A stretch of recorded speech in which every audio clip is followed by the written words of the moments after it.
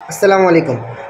আমরা এখন দেখব যে ভিভো সিরিজের যে ফোনগুলো আছে সেগুলোতে কিভাবে এই ট্যাপস যে অপশনটা, এই যে ট্যাপস করতেছি, এই ট্যাপসের যে মানে কার্সার ইন্ডিকেটর যেটা মাউসের মতো পয়েন্টার, এইটা কিভাবে অ্যানাবেল করতে হয়। Let's get started.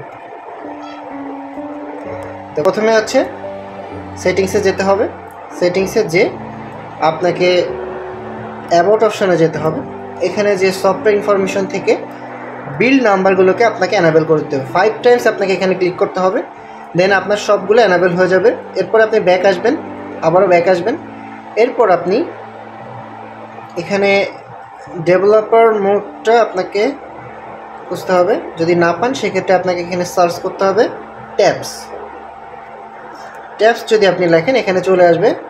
এখানে যাবেন, যাওয়ার পর আপনাকে শো ট্যাপসে ক্লিক করতে হবে।